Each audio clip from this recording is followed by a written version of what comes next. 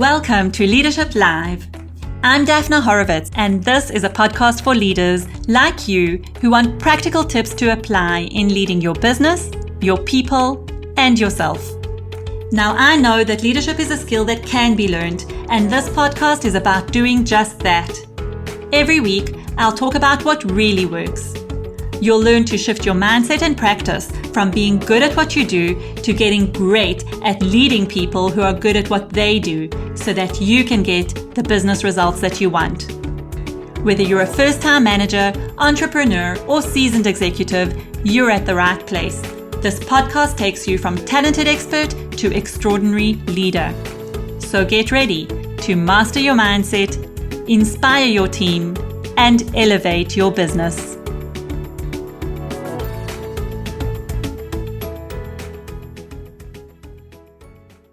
Today, we have a coaching conversation with Michael. Michael is a strategy consultant, an interim management consultant, and he was grappling with the whole concept of procrastination, which I think is not a new concept to many of us.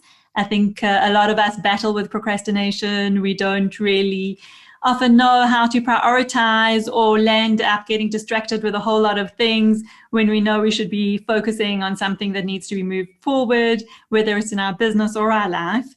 And we spoke about that. We started off speaking about procrastination, but right in the beginning of this conversation with Michael, something struck me.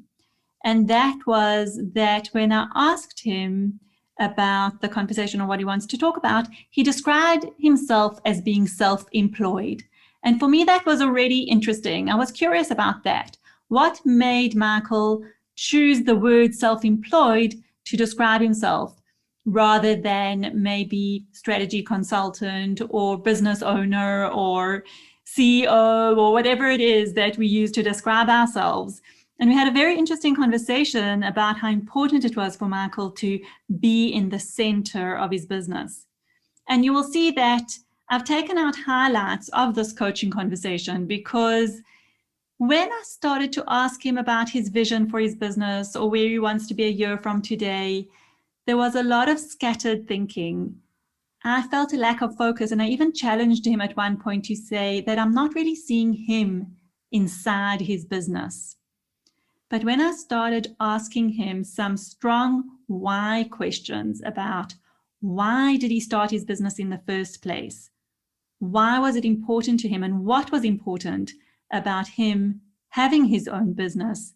Then the conversation got interesting. And this is the part of the conversation that I'm actually sharing with you today, because we started off talking about procrastination and prioritization, but the conversation landed up being in what's important and why is it important, and then looking at how important it is to put himself right in the center of his business and ask himself, what is it that makes him feel happy, fulfilled, and truly alive?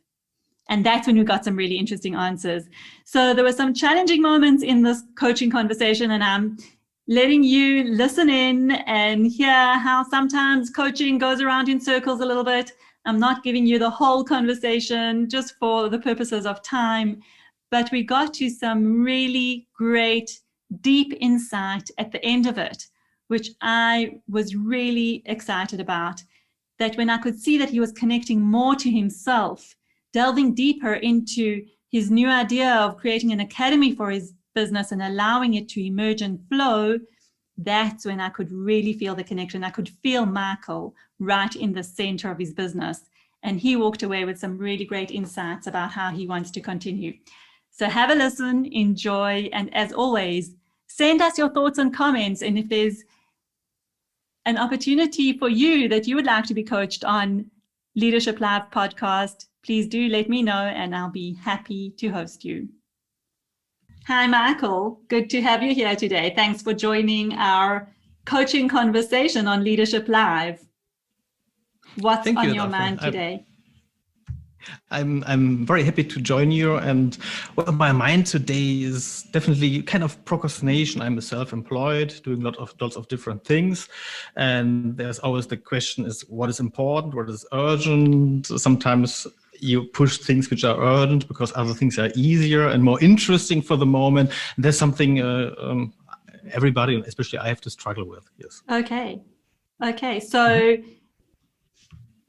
what I'm interested in is your opening statement was I'm self-employed, and I'd love to know more about that. Why did you choose to use that? Because I actually think there's so many descriptions that you could have used for your kind of business situation. You could have said CEO, entrepreneur, business owner, but you said self-employed. What does that mean to you?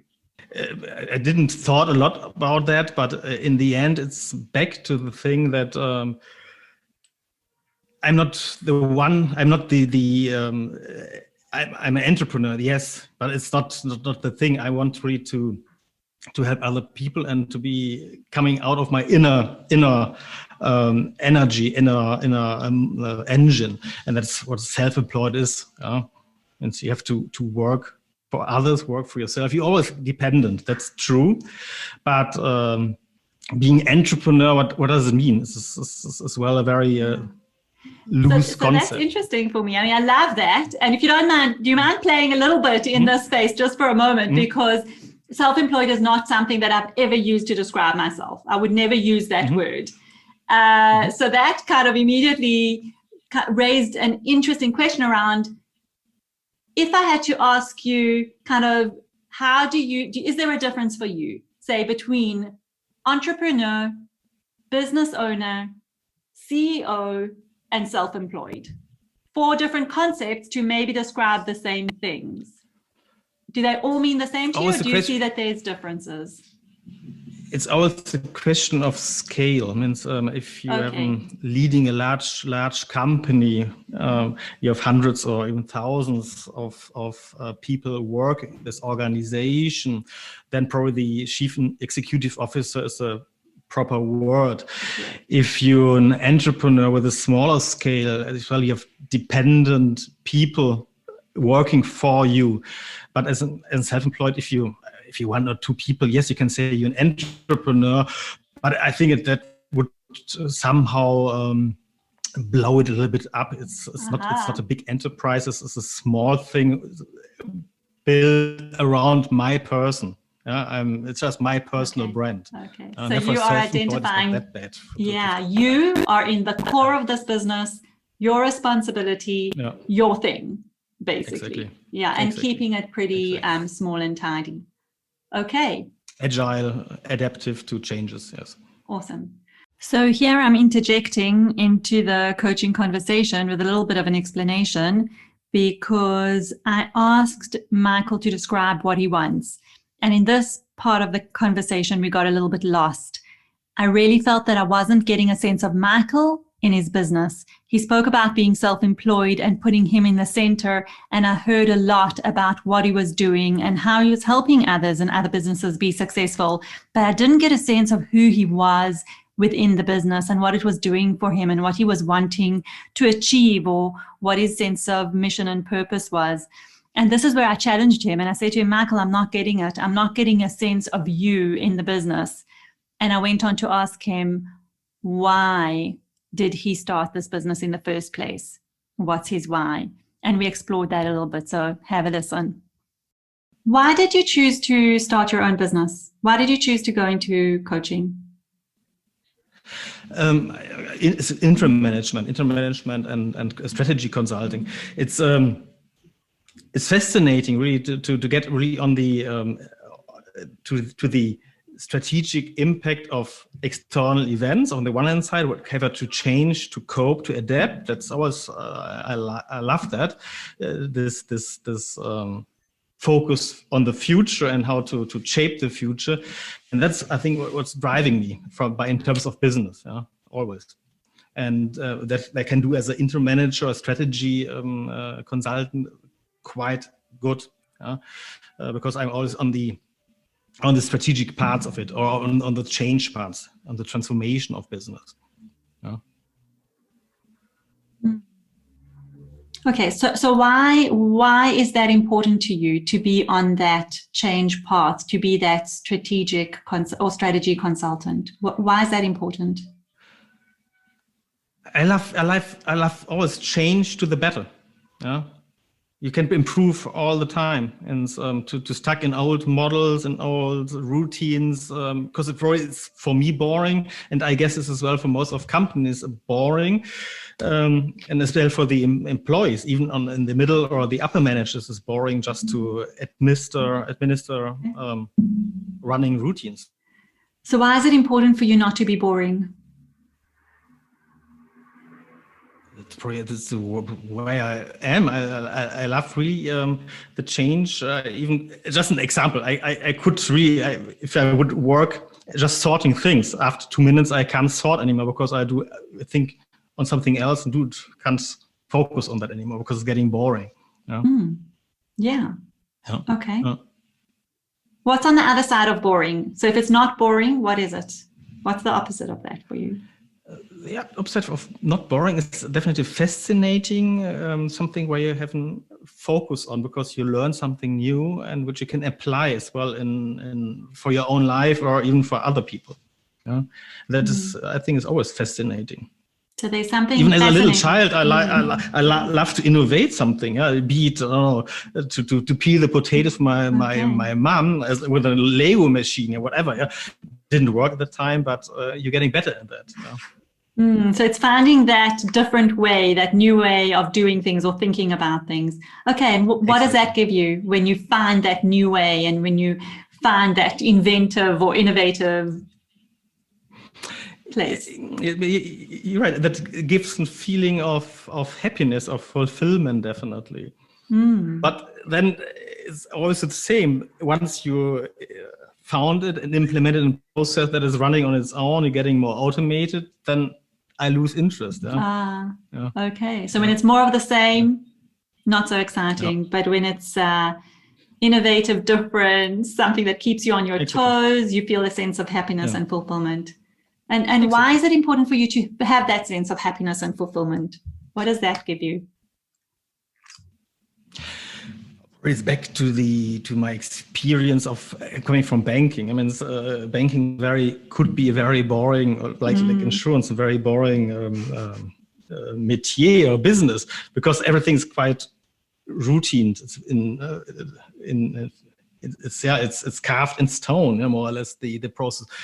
But it was much more interesting. Therefore, I would choose the portfolio management, the asset management side, where you have complex systems where you can deal every day with new situations. Yeah, I'm coming from chaos theory. It means you have this non-linear system, and that's fascinating. Yeah, you can predict a little bit the future, but not very far. And I always found it fascinating. It makes me very happy to find solutions, even if it's a slight solution. So for you, being set in stone, being the same, what does that do for you when it's the same over and over? Like you say, come from banking, not. It's boring. Yeah? It's boring, and if something is set in stone and you can automate it, then it's something for robots and not anymore for human beings. Yeah? Wow.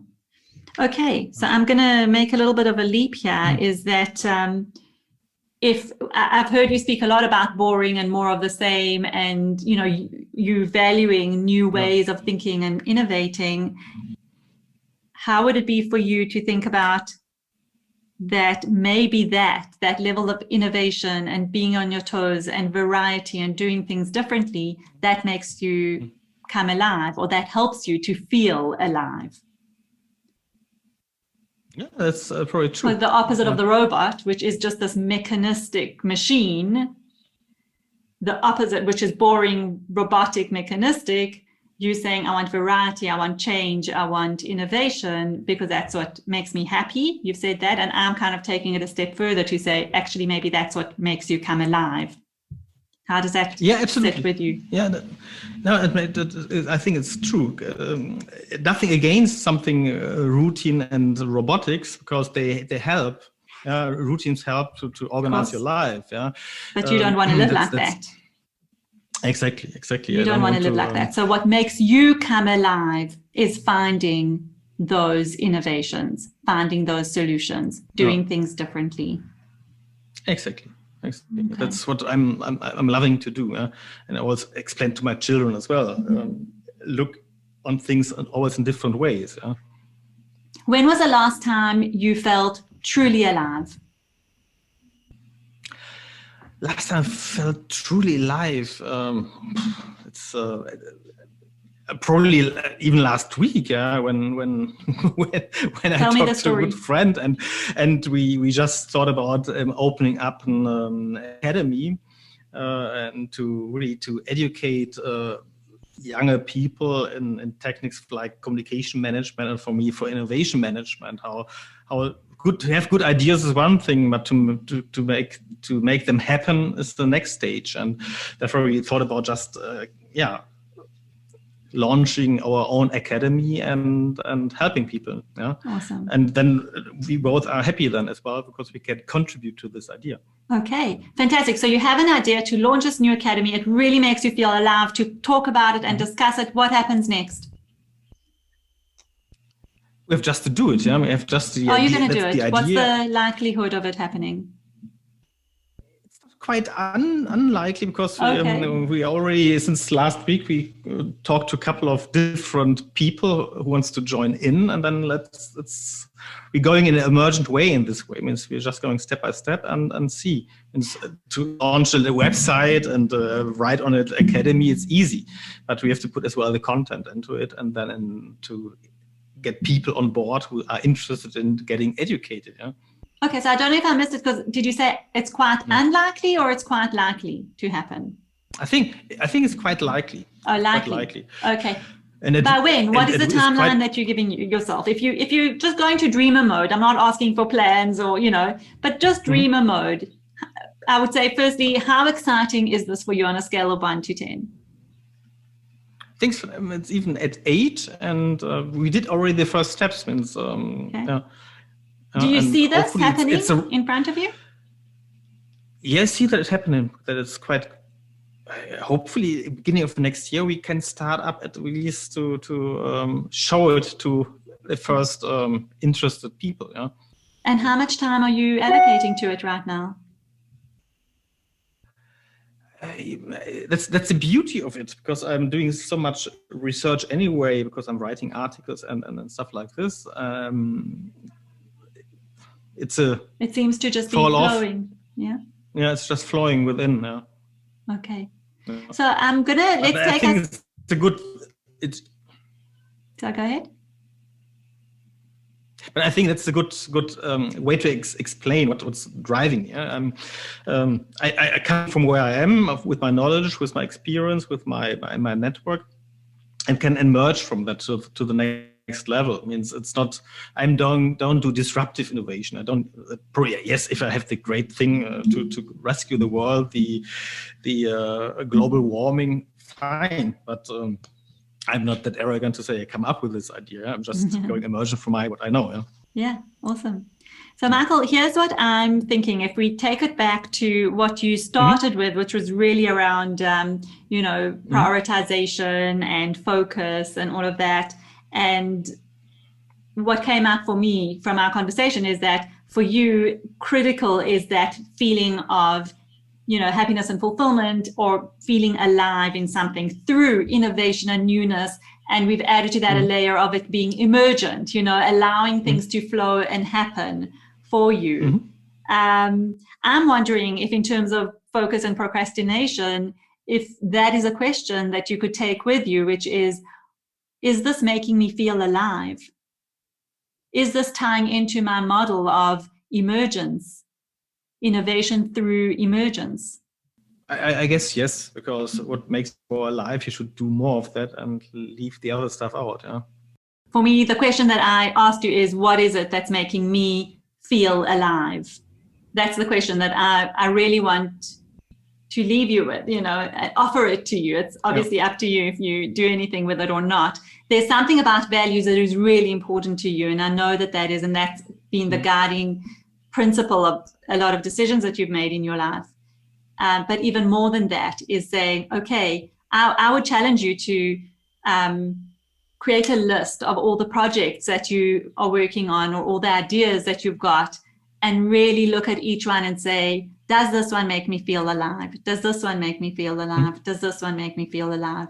And then really say, okay, well then, how do I want to approach it? Because when you spoke about this academy idea, you said it made you feel alive, and you loved the fact that it was emergent, and it's going to happen. It's likely to happen, but it's emergent. It's not something that you need to push or drive or, kind of pull out of a hat. It's going to happen in a certain flowing way. And for me, there's something that's really connecting you to yourself in that. And I suppose for me, that's what I would love to offer you, is how do you go back to connecting you to yourself? Because as you said, you can help a lot of people, and you can, that's what your business is about, and that's what your work is about. It's about putting yourself out there, supporting and helping others. Mm-hmm. My question to you is, how do you bring it back to yourself and help yourself in terms of asking, is this making me feel alive? Use that word. Is this emerging in the way that I want it to? And I'm even going to take it back to my whole question to you in the beginning about self-employed. You put yourself, this is how you defined yourself, self-employed. There are many words that you could use, but you used self-employed. That puts you in the center of your business. So pay attention to that, to you. Yeah. Who are you? Yeah, how you're do right. you want to be? You're right. I think that's a good approach. I mean, you have to really look at what makes you alive, what makes you more alive, what makes you less alive, or feeling alive is probably the proper wording. And that's a good way as well to prioritize your way forward. Yeah. Thank you. Yeah. And I'm gonna give you one more challenge if you accept, and that is, I noticed through this conversation, when I was trying to ask you questions about your vision or what you want or what you see, it was always about out there. I want to help people, I want to grow, and I want to have these workshops, and I have these conversations. But when we brought the conversation deeper into you, what do you want? I don't know if you remember, I asked you a few times, why is that important to you? What will it give you? There was a very different energy there. What I noticed is a lot of external focus got you a little bit scattered, whereas when we brought the conversation back to you, it was more centered. It was more, okay, I get it. I now need to kind of go back to myself. And that had a very different energy to me when, as I experience you. So my challenge to you is just keep asking yourself to bring it back to yourself. Say, how do I feel about this in this moment? Or is this making me feel good or bad? Is it making me feel alive or bored? That was your thing. Your thing on the continuum is bored versus alive. Okay? Yeah. Where am I on this? I would invite you to keep checking in with yourself. Where am I on this continuum of bored to alive? How I want things to be done? Are my values being satisfied? So that's kind of what I have to offer you today.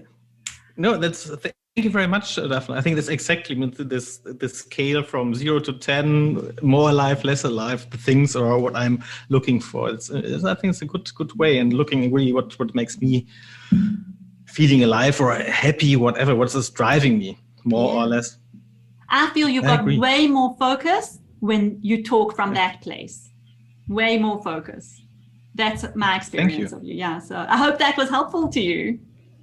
Thank you, Daphne. It's very, very helpful. And I think it will help you really to go forward and to have a higher focus on really what matters to me. Yes. Because what matters to me makes me alive, or what less matters bores me. Exactly. Exactly. Good.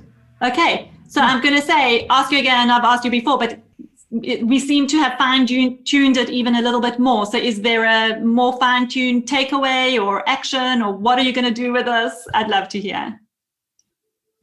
I think the more fine-tuned action plan, or what I'm going to do, is definitely I will look into my little nitty-gritty projects I have there, loosely or more already written down, and really to evaluate, assess what are they very valuable to me or not? Do they make me alive, happy? What brings that as well? To bring back family life, to be more fluent in my because it's a constant flow between personal, private, business life, and have to get it more in a shape that you're at home everywhere the same. Yeah, awesome. Well, good. Thank you so much. Thanks for being so open to being challenged, to putting yourself out there. I really appreciate it, and I enjoyed the conversation. Yep. Thank you. You're welcome, Daphne. It was very high pleasure and fun to do that. Yeah, and an exploration of myself. And this wraps up another episode of Leadership Live. Thank you for joining us today. You can head on to my website at daphnahorovitz.com, where you can download many resources, including a chapter of my book that will show you how to get through tough times and define a big vision for your leadership and your business. If you enjoyed this episode, be sure to subscribe, and I'd be even more grateful if you'd share it with a friend, leave a review and a 5-star rating so that I can continue to reach and support leaders just like you.